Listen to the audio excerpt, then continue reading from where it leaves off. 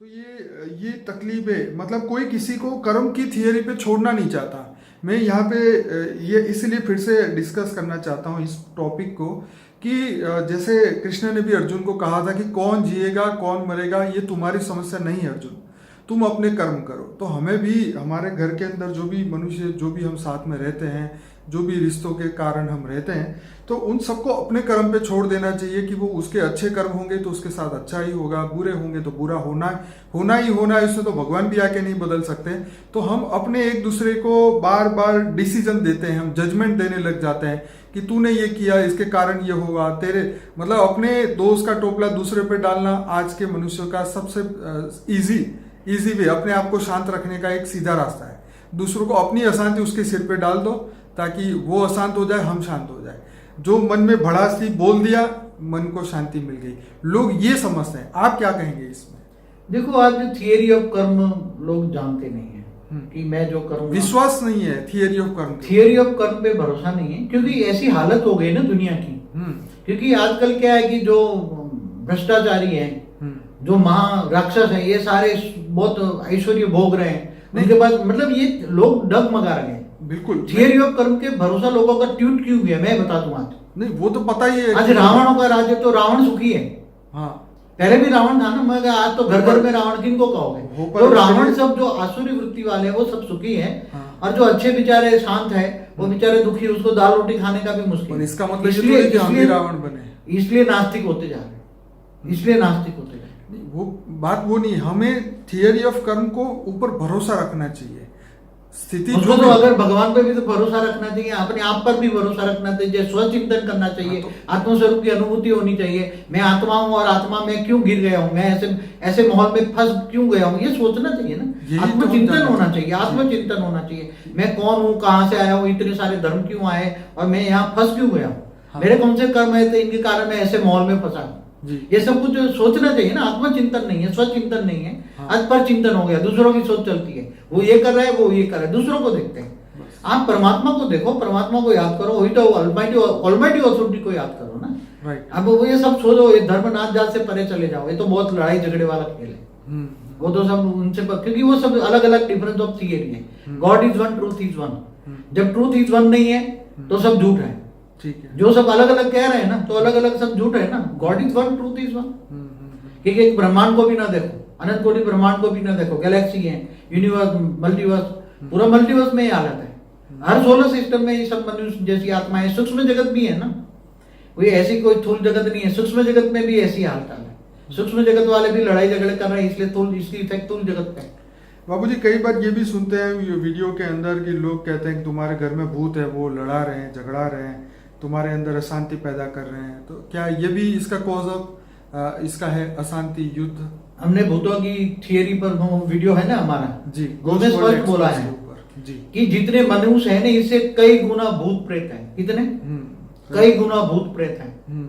और वो सुधरने लेकर अनेक अपने इष्ट देव के स्थानों पर जाके इष्ट देव को याद करते हैं। बापूजी क्या ये होता है कि अगर हमारे घर में नेगेटिव वाइब्रेशन ज्यादा है, अगर हमारे घरों में लड़ाई है, जैसे बोलते हैं ना कि कंकास करने से मतलब लड़ाई करने से लक्ष्मी भागती है, मतलब नेगेटिव वाइब्रेशन अगर घर में लड़ाइयों के होंगे तो क्या ये आत्माएं और अट्रैक्ट होगी नेगेटिव? देखो, नेगेटिव आत्माएं आज तुम कहीं ना कहीं आ जाती है।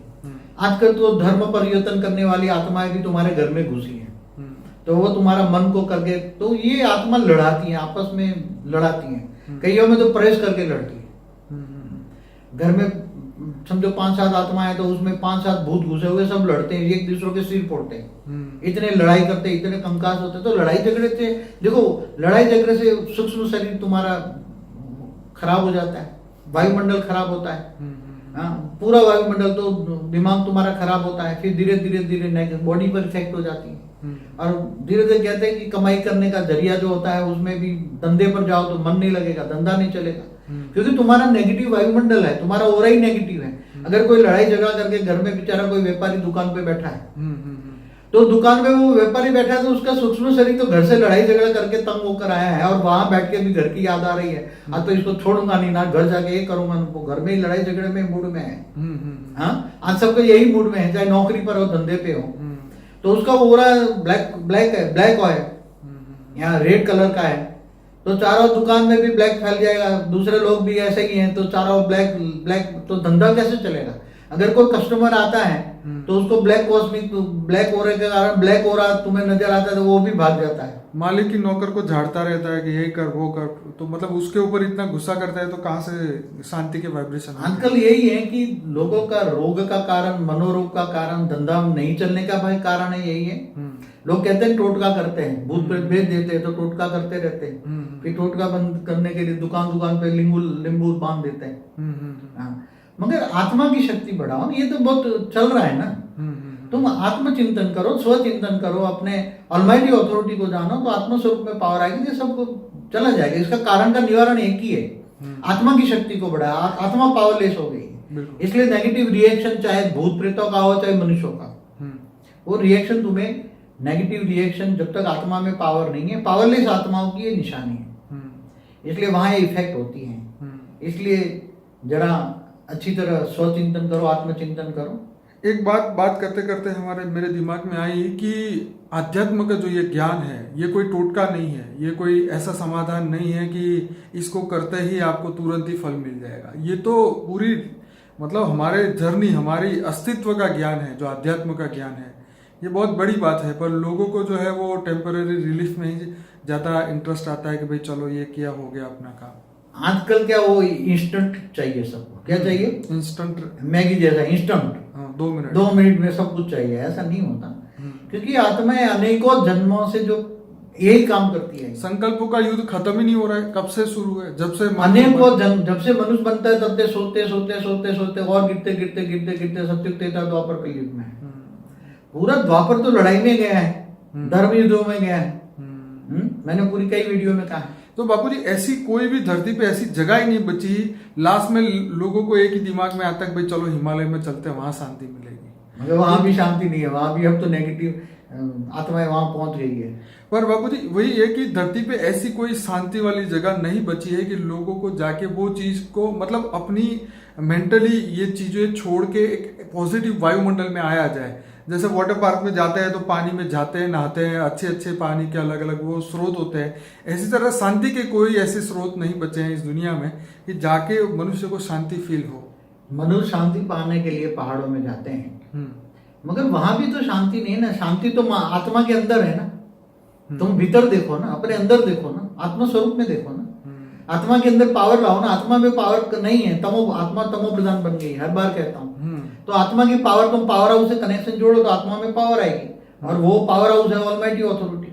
वो ऊंच परम धाम में तुम उसको याद करो, बेहद की कला के परम धाम में याद करो, वो तुम्हारा ग्रेट ग्रेट ग्रैंडफादर है। तो लो, बाकी तो तुम इवन ये धरती लोग नहीं है, भूलोक से भूभुर लोक में जाओ तो भी वहां लड़ाई झगड़ा है। स्वर्ग लोक में भी देवता गिरकर मनुष्य बन गए, वहां दूसरे आ गए ऊपर से। स्वर्ग लोक में या ऊपर महालोक, जनलोक, तब दूसरे भी, हमारे ब्रह्मांड पूरा भरा पड़ा है दूसरी गैलेक्सियों से आए हुए, यूनिवर्स से आए हुए और ग्रेट यूनिवर्स से आई हुई आत्माएं हैं। ये सारे धर्म दूसरे गैलेक्सी यूनिवर्स वाले आए हुए हैं, मैंने कई वीडियो में कहा है। इसलिए अभी तो चारों ओर भूत प्रेतों की इतनी आत्माओं, तो मैं समझो कि एक 800 करोड़ मनुष्य है ना, इससे 100-200 गुना सूक्ष्म जगत की आत्माएं भरी पड़ी हमारे धरती पर। पूरे पहाड़ों के पहाड़ों भरे पड़े सूक्ष्म जगत से। तो कहाँ जाओगे तुम? कहाँ जाओगे बचने के लिए? मैं ये कह रहा था कि लोग ये कहते हैं कि भाई ये दुनिया से थक जाओ तो एक ब्रेक ले लो, एक जंगल में चले जाओ या नेचर में हो आओ या पहाड़ों में घूम आओ तो तुम्हें मन की शांति मिलेगी। आप क्या कहेंगे इस पर? मगर अभी मैंने बोला ना, सूक्ष्म जगत माना जो कहते हैं ना, सब्टल वर्ल्ड, वो भी नेगेटिव आत्माओं से भरी पड़ी है। तो कहाँ जाओगे? सारा वायुमंडल के एक एक सेल में नेगेटिव भरा पड़ा है। आप जो श्वास भी ले रहे हो तो श्वास में जो प्राणवायु जा रहा है, प्राणवायु के एक एक सेल में नेगेटिविटी है। तो वो तुम्हारा प्राण में शरीर को नेगेटिव कर रही है, और प्राण में शरीर नेगेटिव हो रहा है तो तुम्हारा आकाश तत्व भी नेगेटिव हो रहा है। तो तुम्हारा विचार वायु बदल देता है। तो विचार अच्छे, ऋषि मुनि भी क्यों नेगेटिव हो जाते हैं, विकारी हो जाते हैं, काम क्रोध लोभ मोह अहंकार में क्यों फंस जाते हैं? क्योंकि वायु तत्व के एक एक सेल में सब नेगेटिविटी, सबके संकल्पों का नेगेटिविटी रिएक्शन वायु तत्व में पड़ा है। और वायु से जल में आ रहा है, जल से स्थूल धरती पे भी आ रहा है, और इसलिए नेचुरल कैलेमिटी बढ़ रही है। आप सभी को एक ही कहेंगे, आत्मस्वरूप करो, स्वचिंतन करो, अपने आप को जानो, स्व को जानो, तुम कौन हो, कहाँ से आए। इसका कारण एक ही है, अपनी आत्मा पे फोकस करना चाहिए, दूसरे का पर चिंतन खत्म करके स्व चिंतन करना चाहिए। आत्मा के अंदर जो अनंत आनंद शक्तियां थी उसको जागृत करना